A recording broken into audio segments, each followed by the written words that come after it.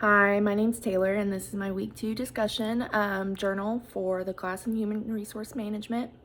This week, I really found the reading pretty interesting. Firstly, in our chapter 5, we went over, different ways that the government can help employers with labor shortages and things like that with their labor programs, things like the short work program. When doing my discussion post, which is we kind of needed to look up some different articles and such, I read about what they implemented in Germany.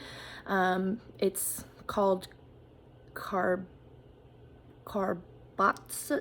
I'm not pronouncing that correct at all, but what I thought was really interesting about it all is just how crazy it was that our text, the articles and stuff referring to the short work programs were from 2011. And here we are, facing a world pandemic where this is actually something really relatable that I don't think a lot of people would have ever had to thought of as a basic need from, a government assistant program standpoint.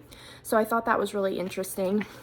Chapter 6 just kind of covered the basics of what goes into fulfilling like personnel needs and kind of the selection methods that are needed.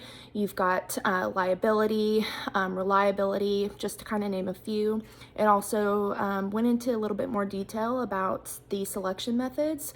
Obviously, there's the basics, interviewing, referral programs, drug testing, things like that.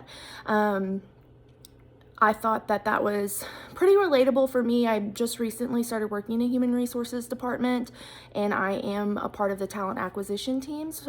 So just as far as going through the process of hiring someone, I thought that chapter was really relatable. And then chapter 7, what we see in that chapter is it looks at different training practices and kind of how a company needs to assess what their training avenues are. With technology and everything like that, it can make a big difference on how people go about training their employees. I know that I can relate to this a lot because this week we are going through different trainings for new programs and stuff that we're going to be using at work. And one of the things it talks about in the article is, overcoming like cultural differences and stuff. And a lot of the training that we're receiving is from a different country. So the English is a little bit broken and we're having to do it over, like Teams, Microsoft Office Teams, and just kind of watching PowerPoint. So it's a little bit difficult to be engaged or follow along for a long period of time. And so I just thought that chapter, again, really relatable to what I'm going through personally in the HR department that I'm in. So far, every chapter I've been able to apply it somehow to my workday. So I'm really enjoying where the class is going. I'm loving being able to read and apply it and see it in my everyday life. And I'm excited to see what else we've got coming up.